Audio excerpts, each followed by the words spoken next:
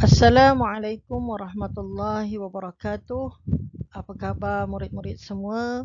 Hari ini saya Ustazah Husna akan membincangkan mata pelajaran fiqh bagi murid tahun 3.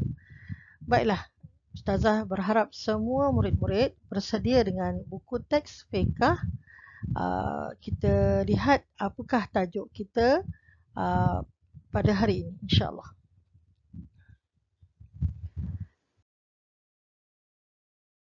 Baiklah murid-murid, hari ini kita akan belajar pelajaran kedua bagi kitab fiqh tahun 3, tajuknya Azan dan Iqamah. Azan dan Iqamah. Baik.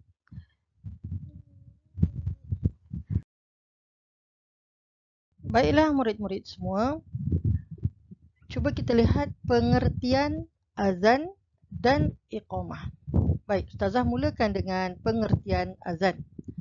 Azan ialah pemberitahuan masuk waktu solat fardu dengan lafaz-lafaz yang tertentu. Pemberitahuan masuk waktu solat fardu dengan lafaz-lafaz yang tertentu. Pengertian bagi iqamah ialah pemberitahuan untuk mendirikan solat dengan lafaz-lafaz yang tertentu. Iqamah bermaksud pemberitahuan untuk mendirikan solat dengan lafaz-lafaz yang tertentu. Baiklah murid-murid, Ustazah nak ringkaskan bahawa pengertian azan dan iqamah ini perbezaannya ialah azan ni adalah satu laungan atau nak bagi tahu dengan orang-orang Islam yang waktu masuknya waktu solat fardu dah tiba. Bila bunyi je azan, bila kamu dengar je azan dari corong-corong speaker masjid ataupun sekarang ni ada jam azan di rumah, baik. Bila masuk je, bila kamu dengar je bunyi azan, laungan azan bermaksud waktu solat fardu dah sampai, dah masuk. Baik. Iqamah adalah nak bagi tahu atau beri pemberitahuan kepada orang Islam atau nak bagi tahu pada kita yang ketika itu solat nak dimulakan. Iqamah kita baca bila kita nak mendirikan solat, maka kita bacalah iqamah. Cuma bezanya iqamah ini tidak dilaungkan kuat seperti azan. Ya. Baiklah, nanti kita akan lihat lagi slide yang seterusnya. Ustazah akan terangkan kepada kamu, ya. Baik. Seterusnya,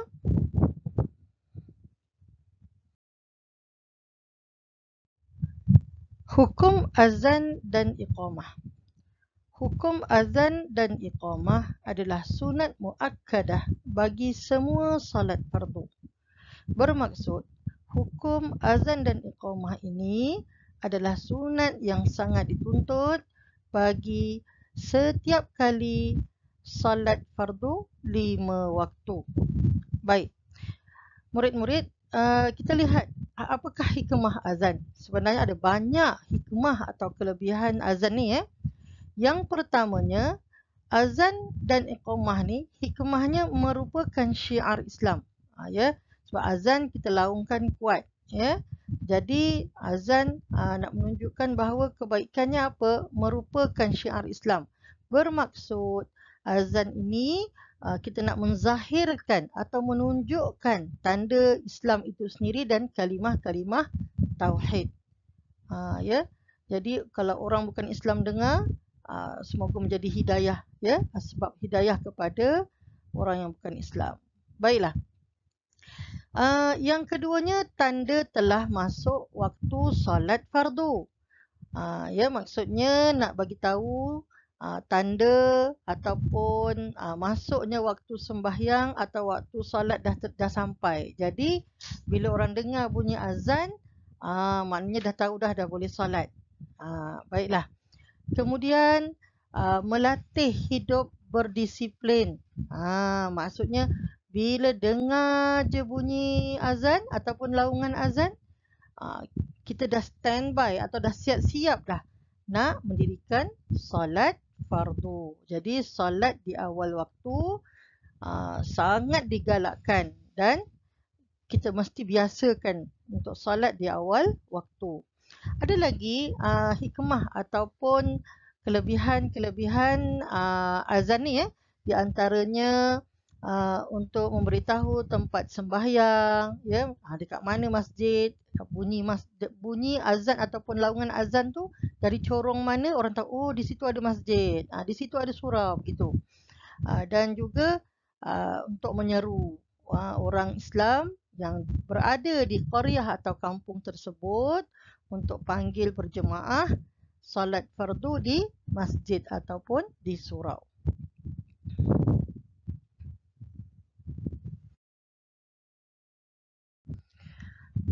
Baiklah, cuba kita lihat lafaz azan. Allahu Akbar, Allahu Akbar, Allahu Akbar, Allahu Akbar. Ashhadu an la ilaha illallah. Ashhadu an la ilaha illallah. Ashhadu anna Muhammadar Rasulullah. Ashhadu anna Muhammadar Rasulullah. Hayya 'alas salah. Hayya 'alas salah. Hayya 'alal falah. Hayya 'alal falah. Allahu Akbar, Allahu Akbar. La ilaha illallah. Baik. Ustazah nak tunjuk macam mana bunyi ataupun bacaan sebutan azan tersebut. Sebab azan ini adalah disunatkan untuk kaum ataupun orang lelaki untuk melaungkan azan di masjid atau di surau atau di rumah. Bagi orang perempuan, dia nak melaungkan, dia tak boleh melaungkan azan. Orang perempuan dia tak boleh melaungkan azan dengan kuat.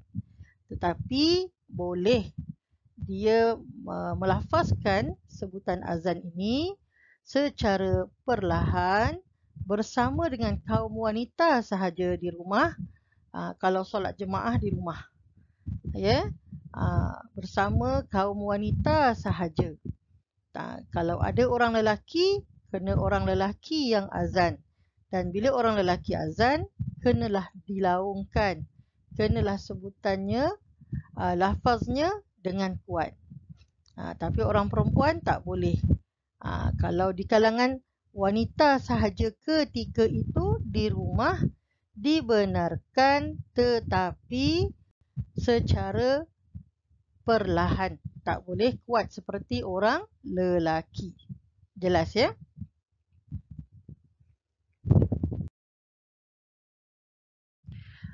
Baik, kita lihat lafaz iqamah. Lafaz iqamah sama juga seperti lafaz azan, cuma berbeza sedikit. Kalau kita lihat dekat sini, okey, kita baca dulu ya lafaz iqamah. Allahu Akbar, Allahu Akbar. Ashhadu an la ilaha illallah. Ashhadu anna Muhammadar Rasulullah. Hayya 'alas salah. Hayya 'alal falah. Qad qamatis salah. Qad qamatis salah. Allahu Akbar, Allahu Akbar. La ilaha illallah. Baik. Kalau kita bezakan tadi, kita bezakan atau kita lihat perbezaan pada lafaz azan dan juga lafaz iqamah. Perbezaannya ialah lafaz azan tadi kita ulang 2 kali setiap kalimah tadi. Contoh Allahu Akbar, Allahu Akbar. Kalau iqamah sekali. Kalau azan tadi Allahu Akbar, Allahu Akbar, Allahu Akbar, Allahu Akbar 2 kali. Baik, ya. Maknanya Allahu Akbar itu 4 lah. Asyhadu an la ilaha illallah kalau iqamahnya sekali. Kalau azan tadi 2 kali. Baik, kamu rujuk semula nanti lafaz azan dan bandingkan dengan lafaz iqamah ini. Baiklah. Dan juga lafaz azan dia tidak ada qad qamatis solah. Pada iqamah sahaja ada tambahan qad qamatis solah, qad qamatis solah. Dia selepas hayya 'alal falah. Baiklah.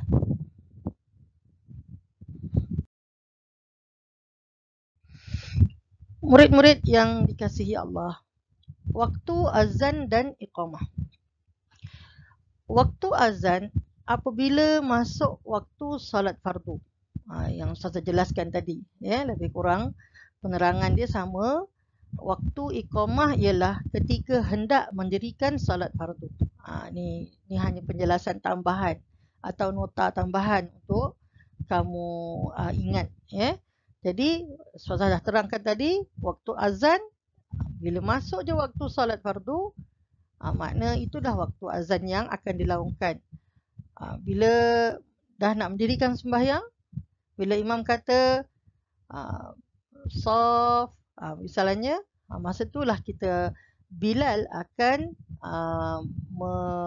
melaungkan atau membacakan iqamah, ya, akan berdiri dan iqamah.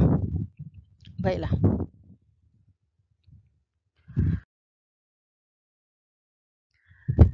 Baiklah murid-murid, kita lihat perkara-perkara sunat ketika azan dan iqamah. Baiklah. Yang pertamanya, kita disunatkan menghadap kiblat. Ya, bagi anak-anak lelaki atau orang dewasa lelaki yang ingin melaungkan azan atau iqamah, perlulah menghadap kiblat. Kemudian suci daripada hadas kecil dan hadas besar. Bermaksud dia mestilah dalam keadaan bersuci atau bersih atau telah berwuduk, telah berwuduk. Berdiri ketika azan, maknanya kalau nak azan, nak melaungkan azan disunatkan berdiri. Kemudian memalingkan muka ke kanan ketika menyebut lafaz hayya 'alas salah, manakala dada tetap menghadap kiblat, maknanya muka sahaja dipalingkan sedikit. Kemudian memalingkan muka ke kiri ketika menyebut lafaz hayya 'alal falah, manakala dada tetap menghadap kiblat, maknanya sama juga. Ketika menyebut hayya 'alal falah, palingkan muka ke sebelah kiri, tapi dada tetap menghadap ke kiblat. Baiklah, kemudian melafazkan kalimah azan dengan tartil. Tadi Ustazah dah sebutkan bagaimana cara menyebutkan kalimah azan dan juga iqamah secara tartil, maksudnya secara bertajwid, secara betul bacaannya, tidak salah sebutan Arabnya, ya.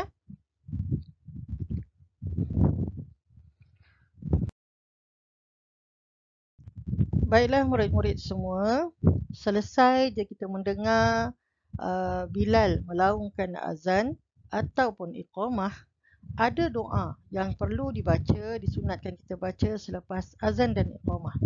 Selepas berakhir jawapan daripada azan tadi, la ilaha illallah, kita pun jawab la ilaha illallah. Sebelum kita meneruskan doa ini, kita selawat dulu. Allahumma salli ala Muhammad wa ali Muhammad. Allahumma rabba hadhihi ad-da'wati tammah was-salatil qa'imah. Ati sayyidana Muhammadanil wasilata wal fadilah. Wab'athhu maqaman mahmudanil ladzi wa'adtah. Innaka la tukhliful mi'ad. Baik, artinya, ya Allah, wahai Tuhan yang telah mensyariatkan seruan azan yang sempurna dan salat yang akan didirikan, kurniakanlah kepada Nabi Muhammad sallallahu alaihi wasallam wasilah atau ketinggian dalam syurga dan kelebihan serta bangkitkanlah baginda pada kedudukan yang terpuji yang telah engkau janjikan. Baik, jadi jangan lupa baca, biasakan mendengar doa azan, doa selepas azan dan iqamah di dalam TV ya. Biasakan dengar dan hafazkan insya-Allah.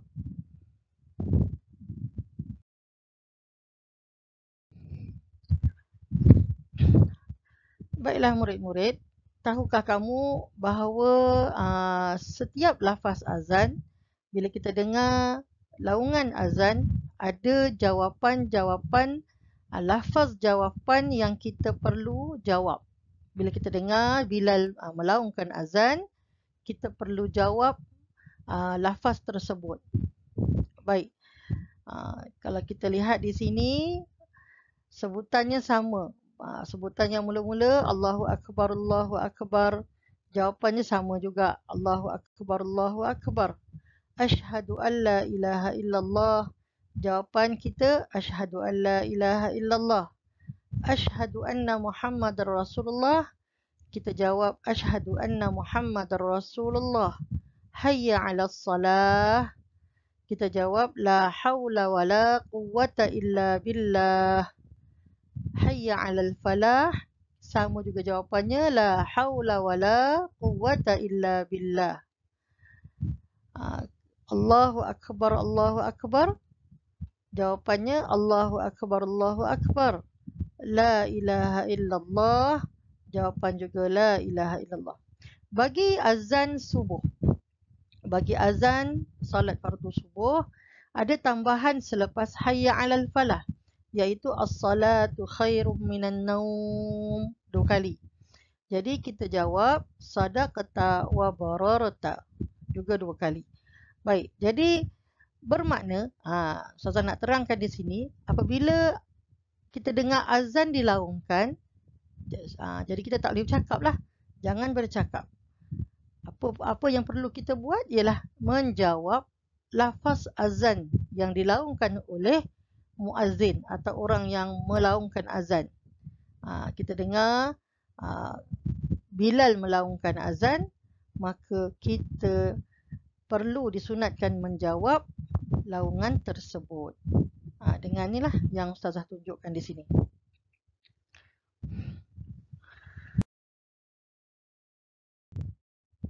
Baik, itu juga dengan lafaz iqamah dan jawapan, lafaz jawapan iqamah.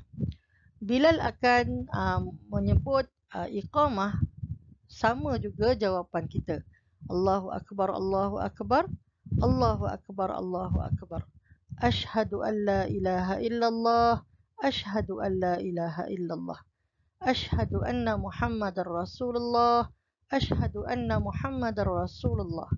Hayya 'alas salah. La haula wala quwwata illa billah. Hayya 'alal falah.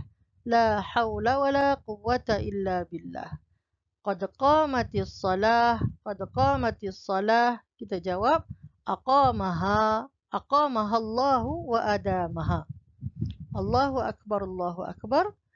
Kita jawab Allahu akbar, Allahu akbar. La ilaha illallah, la ilaha illallah. Baik, murid-murid,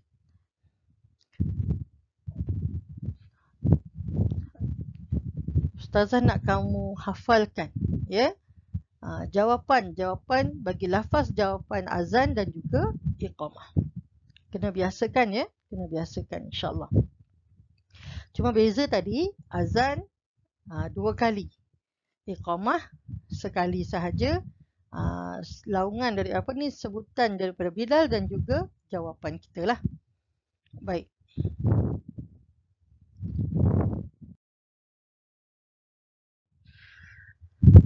Baiklah murid-murid, sebelum Ustazah terlupa, sebenarnya ada lagi hikmah-hikmah berkenaan azan. Di antaranya kalau rumah terbakar atau kita lihat satu kebakaran atau puting beliung, ribut taufan, kita azan. Ya, ketika itu perlu kita azan sekuatnya pun tak apa ya, terutamanya lelaki. Kalau ketika itu ada lelaki, azanlah sekuat-kuatnya. Kita minta pertolongan Allah, insya-Allah kebakaran akan terhenti, ribut taufan juga akan berhenti dengan izin Allah. Baik, kita lihat hadis Nabi sallallahu alaihi wasallam daripada Anas bin Malik radhiyallahu an, bahawa Rasulullah sallallahu alaihi wasallam bersabda, la yuraddu du'a bainal azan wal iqamah. Maksudnya, doa tidak akan ditolak antara azan dan iqamah. Riwayat At-Tirmidzi. Bermaksud, selepas azan, seketika para jemaah nak solat sunat ketika itu, sebelum qabliyah ataupun solat sebelum solat fardu, solat sunat sebelum solat fardu yang akan didirikan selepas itu, ketika itu adalah waktu yang sangat bagus untuk kita berdoa minta dengan Allah. Jadi berdoalah ketika selepas kita solat sunat qabliyah, kita baca doa minta dengan Allah. Kemudian bila dibaca, Bilal menyebut iqamah, membacakan iqamah dan mendirikan salat. Jadi waktu antara azan dan iqamah itu adalah waktu yang sangat hebat untuk kita berdoa. Jadi pesanan ustazah, jangan lupa disunatkan menjawab azan apabila mendengarnya. Baik.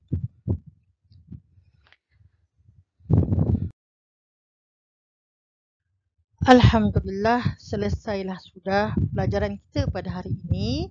Ustazah doakan semoga Allah permudahkan segala urusan ustazah, urusan murid-murid semua, dan semoga Allah kurniakan kefahaman kepada murid-murid dalam memahami pelajaran pada hari ini. Jaga diri, kita minta dengan Allah supaya lindung kita semua daripada segala wabak yang mudarat. Itu sahaja daripada ustazah. Ila liqa. Assalamualaikum warahmatullahi wabarakatuh. Jangan lupa kongsi dengan rakan-rakan video ustazah kali ini. Itu sahaja. Selamat berjumpa lagi.